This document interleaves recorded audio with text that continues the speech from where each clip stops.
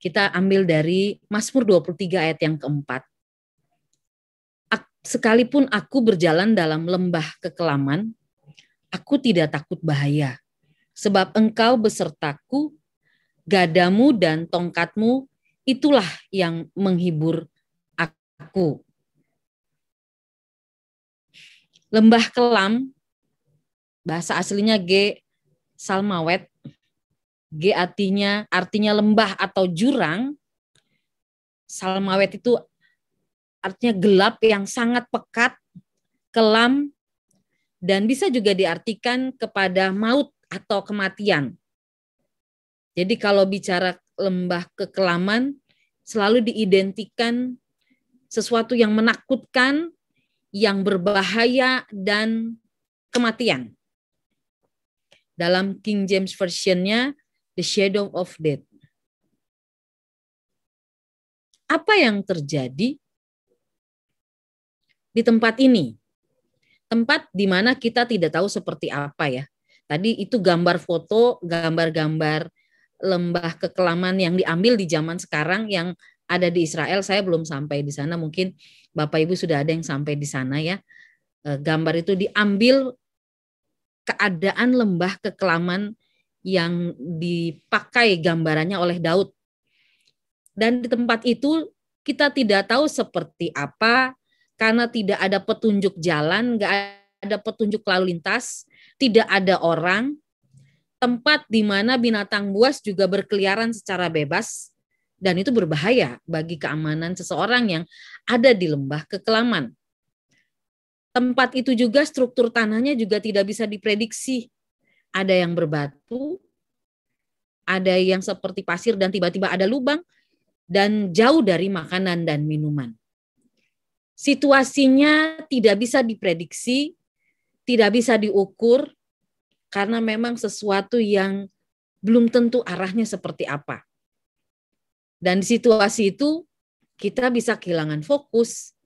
Kalau bilang sekarang bisa kehilangan sinyal, kehilangan koneksi, kehilangan arah, dan kehilangan yang disebut dengan zona nyaman.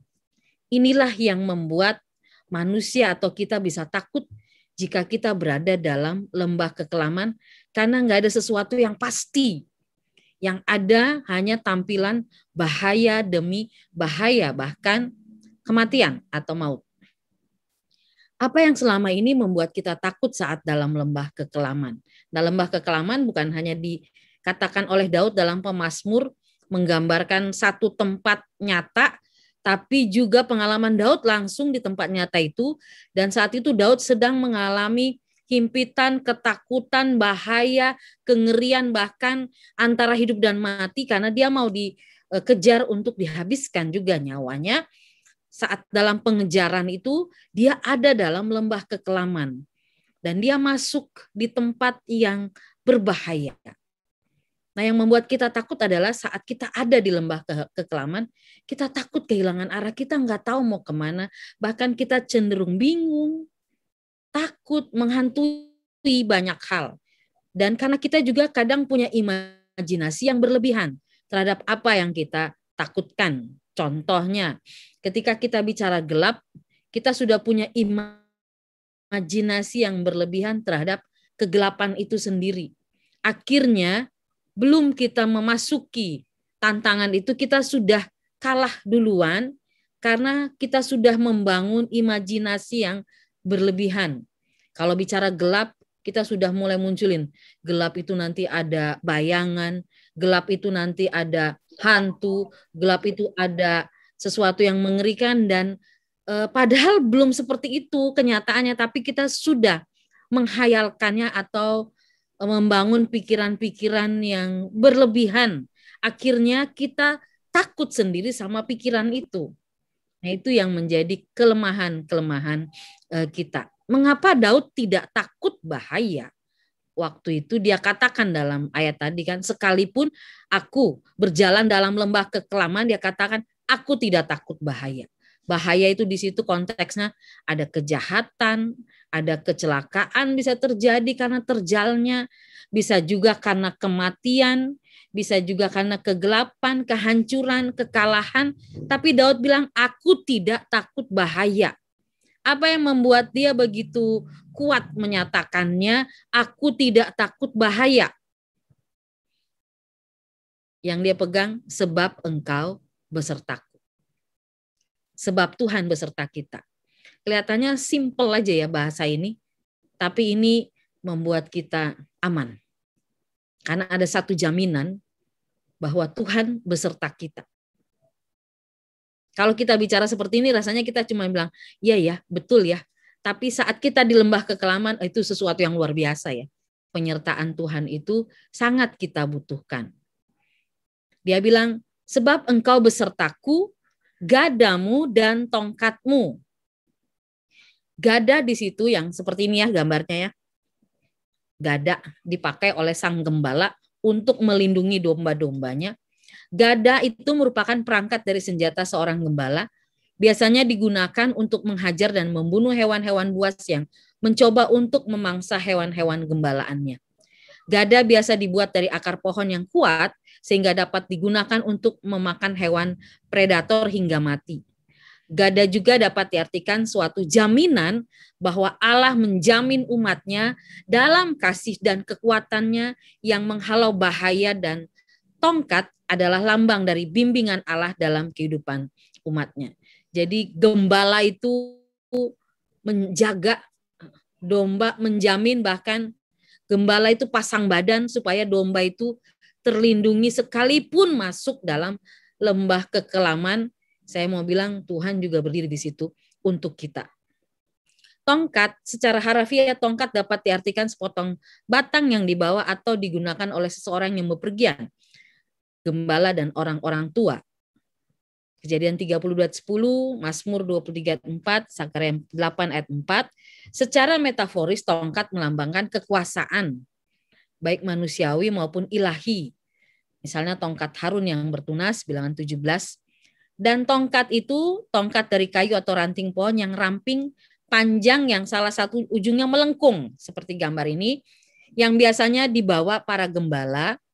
Tongkat ini dipakai untuk mendekatkan domba-domba dengan gembalaannya dan menuntunnya pada jalan yang benar atau menyelamatkan dari kesulitan. Jadi tongkat ini juga menjadi petunjuk arah, lalu juga mengarahkan supaya jangan ada yang keluar dari perhatian gembala.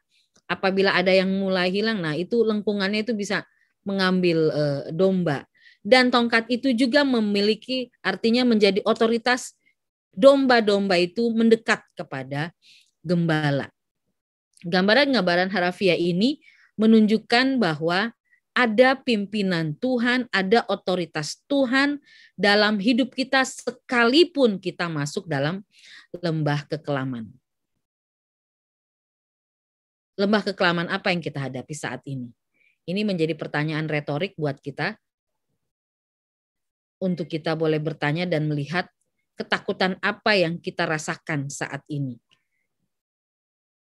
Sekalipun aku dalam lembah kekelaman, aku tidak takut bahaya, sebab engkau besertaku, gadamu dan tongkatmu, itulah yang menghibur aku. Dalam Alkitab ada perempuan pendarahan yang 12 tahun dalam lembah kekelaman disembuhkan Tuhan. 12 tahun sekarang kalau dikatakan penyakitnya mungkin dia termasuk kanker ya Bu Erika ya, karena kalau kita lihat normalnya 12 tahun pendarahan perempuan ini penyakit apa ya?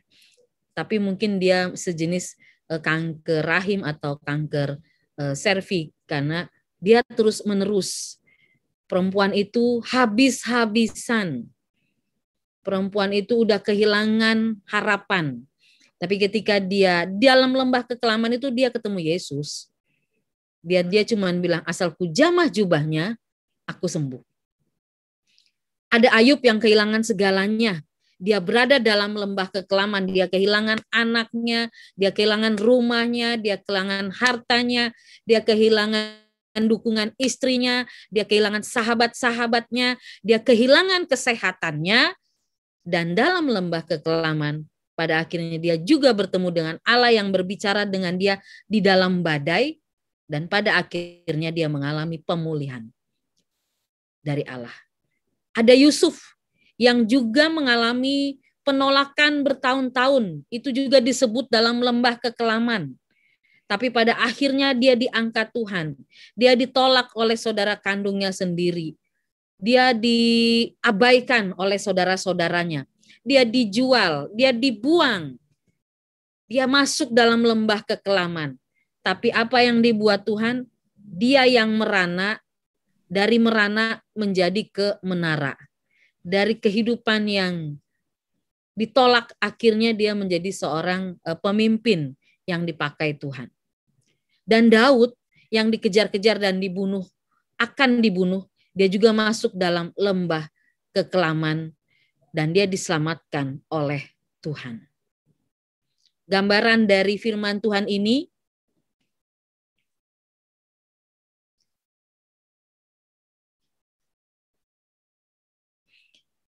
mau menjadi dasar buat saya boleh menyaksikan bagaimana Tuhan juga memelihara hidup saya dalam melewati lembah kekelaman. Tahun 2017 itu divonis C.A. Mamae stadium 3B, ketika ketemu di rumah sakit, dokter periksa pertama bla bla bla bla, dia mengatakan ini tidak bisa diapa-apakan lagi. Secara teknis ini sudah tidak bisa diapa-apakan lagi. Ya saya shock ya, karena mendengar penyakitnya saja saya sudah down, apalagi disebut tidak bisa diapa-apakan lagi secara teknis oleh dokter, tidak bisa, dan mereka sudah angkat tangan waktu itu. Tapi dalam hati saya masih bilang, di atas dokter masih ada Tuhan. Kemudian saya pindah rumah sakit dari Tanjung Priuk, pindah ke dirujuk ke Darmais.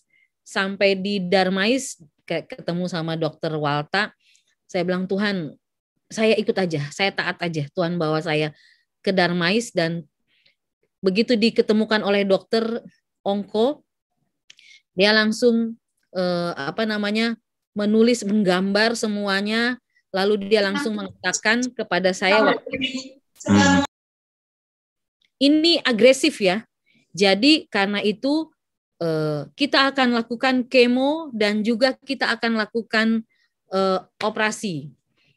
Saya taat saja karena kondisinya saya mesti beritahu juga kepada Bapak Ibu, kondisi mamai saya waktu itu dia sudah pecah. Stadium 3B yang sudah pecah, yang dagingnya itu sudah keluar, lalu terjadi pendarahan terus-menerus. Seperti itu. Jadi ya secara teknis memang kata dokter itu udah nggak bisa diapa-apain. Kenapa? Karena kalaupun dioperasi, apa yang mau diangkat? Badan semua bisa diangkat karena tumbuhnya unik seperti itu. Dan begitu saya di Darmais, dokter Darmais kasih tahu untuk masuk kemo. Jujur saya takut ya. Waktu masuk kemo, pikiran saya membangun imajinasi yang berlebihan. Karena orang bilang kemo itu menakutkan, kemo itu nanti kita bisa mati di tengah jalan. Pokoknya saya bangun pikiran yang menakutkan itu. Karena saya nggak tahu apa-apa. Tapi saya berdoa, Tuhan tolong saya. Dan dikasih firman Tuhan, waktu divonis pertama memang saya dituntun untuk baca Alkitab dari Ulangan 31 ayat 8. Sebab Tuhan dia sendiri yang jalan di depanmu, dia tidak meninggalkanmu, dia tidak membiarkanmu, dia menyertaimu, jangan takut, jangan patah hati. Saya bilang, oke Tuhan, saya masuk ruang kemo. Saya sempat berdoa ya Bapak Ibu ya, kan kita berpikir gini, Tuhan gak usah kemo-kemoan deh, mujizat Tuhan aja terjadi deh. Kan saya hamba Tuhan, ya kita bisa bilang seperti itu. Mujizat aja deh Tuhan yang terjadi, langsung aja sembuh kanker. Tapi Tuhan bilang enggak, masuk ruang kemo. Saya masuk ruang kemo. Tuhan, saya masuk di kemo, saya berseru lagi sama Tuhan kemo kedua. Saya enggak mau transfusi darah deh Tuhan, aduh darah siapa itu gitu kan. Tapi Tuhan bilang transfusi darah. Aduh jangan Tuhan, saya kekurangan trombosit waktu itu. Saya menangis karena yang saya doakan malah terjadi, malah sepertinya Tuhan bilang masuk aja. Dan di sini kebetulan ada Bapak Luhut Manulang ya, beliau ketua majelis di tempat kami, beliau suka donor darah, bahkan dia dapat penghargaan dari presiden karena selalu melakukan donor darah. Di gereja kami itu saya bilang, Bapak Ibu kita bagi hidup dengan donor darah. Tapi begitu saya kemo, saya menolak darah. Kan sesuatu yang bagaimana Ibu menganjurkan jemaat untuk donor, tapi saya menolak ya karena saya pikir darah siapa yang masuk ke dalam tubuh saya. Di situ pun saya akhirnya belajar taat, dan karena saya sempat memberontak, artinya menolak, akhirnya ini tandanya tangan saya ini nih. Kemo yang transfusi ini jadi tanda bahwa kamu nggak taat sama Tuhan. Di proses katanya mau taat sama dokter, tapi sempat sikap hati ya, lebih kepada sikap hati. Dan saat itu juga saya akhirnya masuk kemo pertama, kemo kedua, rambutnya mulai gugur. Ya saya nikmati semua karena memang itu resiko. Kemudian masuk kemo ketiga, masuk kemo keempat, yang terjadi adalah mujizat terjadi. Bentuk fisik daripada si kanker itu yang tadinya sudah luka dan dagingnya keluar dan pendarahan itu, masuk kemo keempat dia tutup, dia bersih, nggak ada lagi luka, nggak ada lagi pendarahan, dia tutup bersih, dan benjolan itu pun hilang. Saya bilang sama dokter ini udah kelar dong, udah selesai nih masuk kemo keempat. Puji Tuhan dong, dalam hati saya bilang seperti itu. Terus saya bilang boleh dong berarti dokter, kata dokter iya, tapi akarnya masih ada. Masuk kemo keempat, setelah kemo keempat masuk ke keempat, di situ di saat kemo saya mengalami yang disebut dengan masalah di kemo ya. Sebetulnya kalau kesimpulannya adalah alergi obat, karena hasil jantung saya mengalami fungsi jantung yang menurun, lalu diganti obat namanya Taxotere. Masuk kemo 10 menit pertama dimasukkan di infus, napas saya habis di situ. Sesak. Saya hampir itu, kalau yang jaga saya itu hitungannya dia 5 menit nggak datang, saya udah lewat. Karena saya udah nggak bisa ngomong. Cuma bisa tarik napas seperti itu. Tapi dalam hati cuma Tuhan tolong. Tuhan tolong. Nggak ada yang tolong saya waktu itu. Akhirnya dipanggil suster, dan suster langsung cabut proses kemo, lalu minta izin ke dokter, lalu saya dikasih O2 langsung, lalu saya ditenangkan, lalu dilanjutkan lagi kemonya. Dan masuk kemo kelima, dia tidak lagi 10 menit. 5 menit pertama, saya kembali lagi hilang napas di situ. Sesak, dan saya rasa badan saya sudah terangkat. Karena badan belakang saya udah nggak rasa lagi. Dan udah keringat dingin, saya cuman diam. Dan hari itu ada batuk. Kalau nggak batuk, saya diam. Dan karena badan saya bilang tidur. Lepas aja tidur gitu, kayak sudah mau terangkat, dan saya berdoa dalam nama Yesus, Tuhan tolong saya. Dalam hati ya, rohnya berbicara ya, berdoa seperti itu. Dan saat itu juga saya terbatuk. Kalau saya nggak terbatuk, mungkin saya tertidur sudah. Tapi karena saya terbatuk, langsung kaget, dan disitulah Tuhan tolong saya. Lalu saya di situ menangis ya. Saya ingat lagu, hidup ini adalah kesempatan. Saya mulai menangis. Lalu saya seperti diperlihatkan banyak orang tidak lanjut di kemo.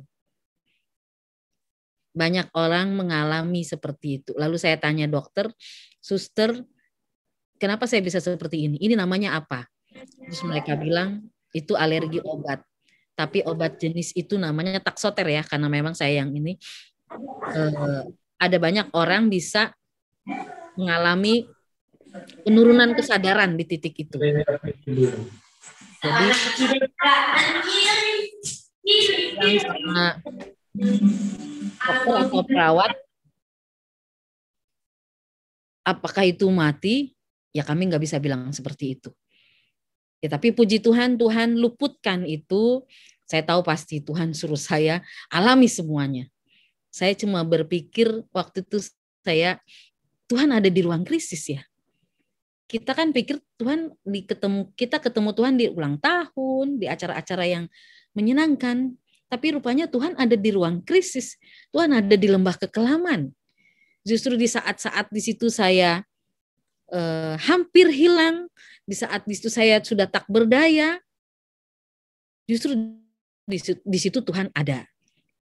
Sebetulnya dia mau bilang gini, semua baik-baik saja. Itu yang Tuhan nyatakan. Saya ingat Sadrak, Mesak, Abednego ya. 3 orang yang taat sama Tuhan, mau menyembah Tuhan, disuruh sembah patung yang dibuat oleh Nebukadnezar, mereka nggak mau sembah, bahkan mereka bilang, sekalipun Tuhan yang kami sembah tidak menolong kami tetap tidak akan sembah patung. Lalu mereka masuk di api yang menyala itu, yang dipanaskan 7 kali lipat. Dan begitu mereka dimasukkan ke dalam api itu, bagi saya gini, kenapa Tuhan gak halangi? Kan mereka taat. Enggak, Tuhan bilang masuk ke dapur api itu. Dan begitu dimasukkan, Nebukadnezar bilang begini, kita masukin 3 orang, kenapa ada 1 orang ya kayak anak dewa? Saya percaya itulah Tuhan dalam pimpinannya. Kita memang diizinkan masuk dalam lembah kekelaman.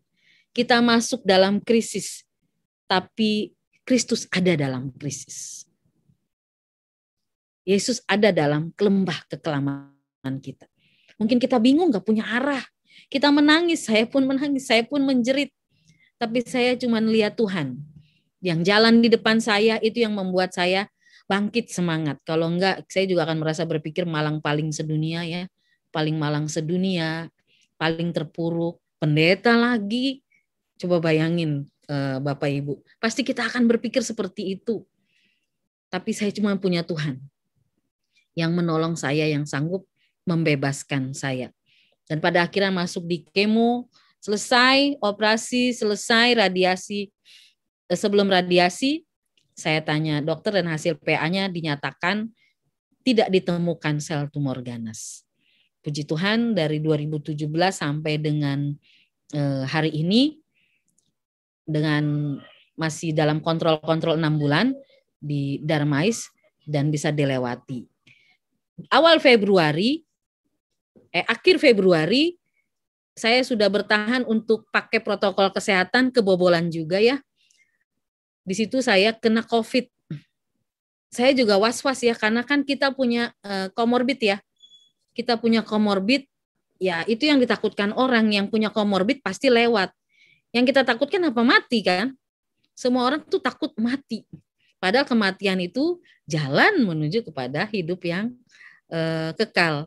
Tapi kita memang takut mati, harus jujur. Ya enggak, Bu Grace, Bu Dina, Bu Mega. Kita pasti semua, ketakutan kita padahal semua ke sana. Dan waktu masuk COVID, ya saya juga kaget. Tuhan gimana ya? Karena memang merasa sesak itu ada. Napas kita menjadi pendek, jalan sedikit langsung napasnya pendek, dan lemas banget.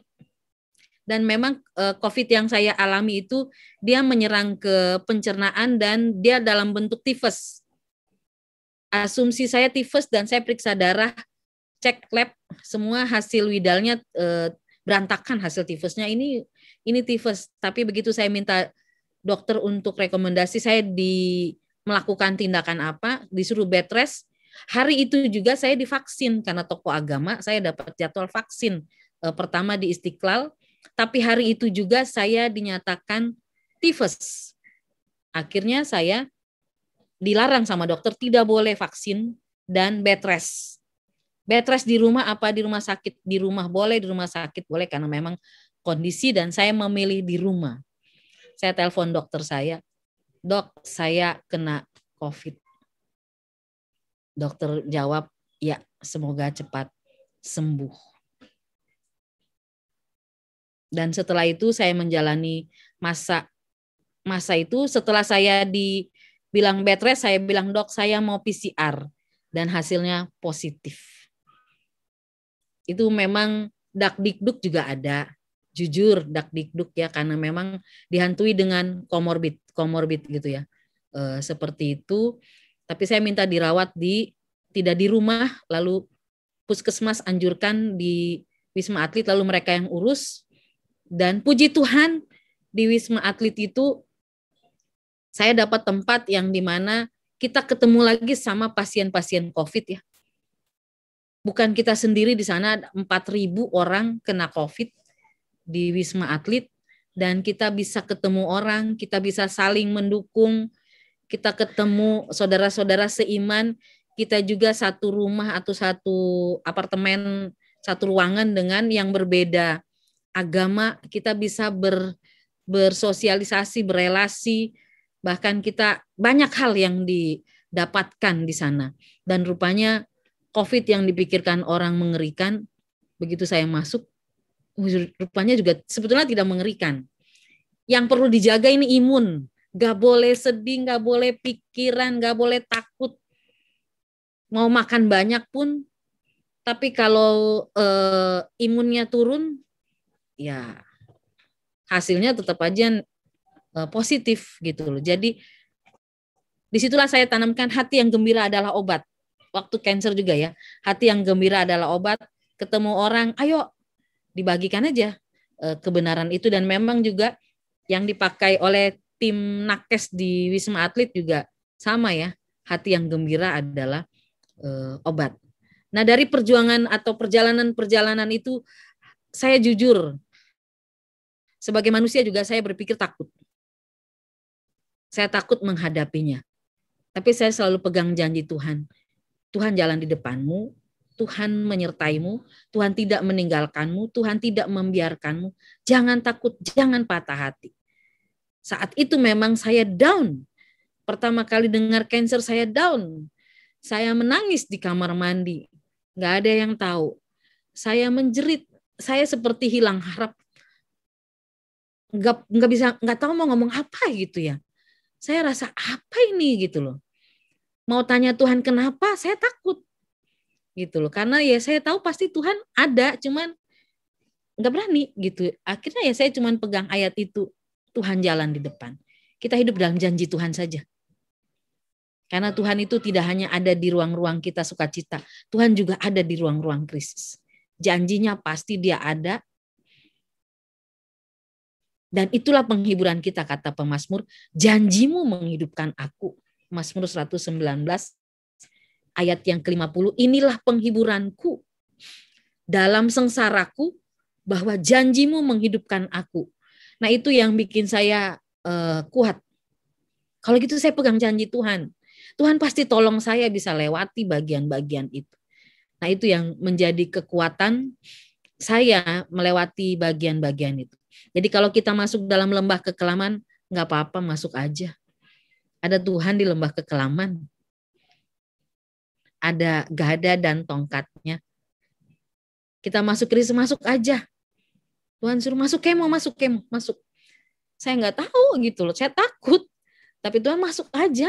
Tuhan ada di ruang krisis. Kenapa kita harus ada krisis? Kenapa harus ada lembah kekelaman?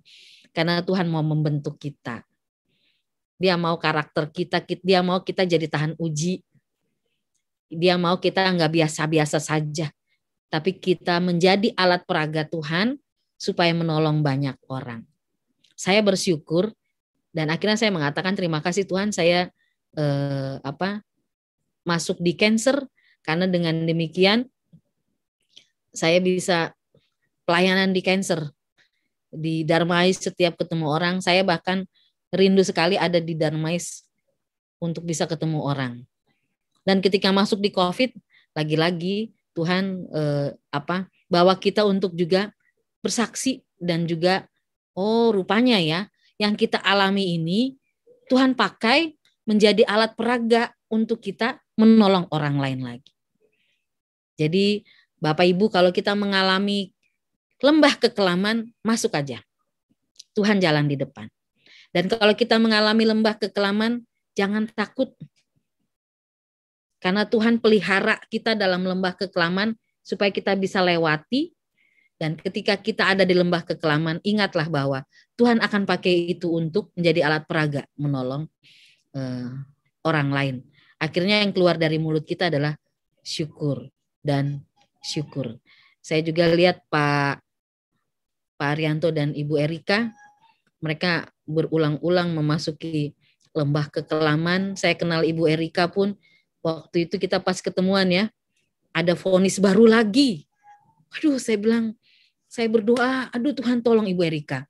Dia mengalami seperti itu. Aduh, gimana ya? Kita pasti juga mengalami takut. Tapi lihatlah, sampai hari ini waktu itu kita ketemu berapa tahun yang lalu? 2 atau 3 tahun yang lalu ya. Yang di Jakarta, 3. Dan divonis baru, Ibu Erika pimpin doa. Saya tuh cuma lihat Tuhan, seperti apa perasaan ibu ini gitu di menghadapi vonis baru seperti itu, dengan treatment baru lagi, menghadapi lagi, dan lihatlah mereka bisa lewati lembah kekelaman karena Tuhan menolong. Kalau mati itu urusan Tuhan lah. Duduk-duduk aja bisa mati. Orang lagi mengerjakan sesuatu bisa mati. Jadi kalau kita masih dikasih kesempatan waktu, mari. Dan jangan malu ada di ruang krisis. Karena justru di situ kita sedang dibentuk menjadi kuat oleh Tuhan. Firman Tuhan menjadi teruji justru di ruang krisis, di lembah kekelaman. Firman-firman yang kita dengarkan itu, dia akan terjadi di lembah kekelaman. Kalau nggak pernah terjadi, sayang, firman udah masuk dalam hidup kita terus tidak terjadi. Jadi bersyukurlah untuk semuanya itu, dan akhirnya saya mengatakan terima kasih Tuhan. Karena pemeliharaan Tuhan sempurna atas hidup kita, baik suka maupun duka.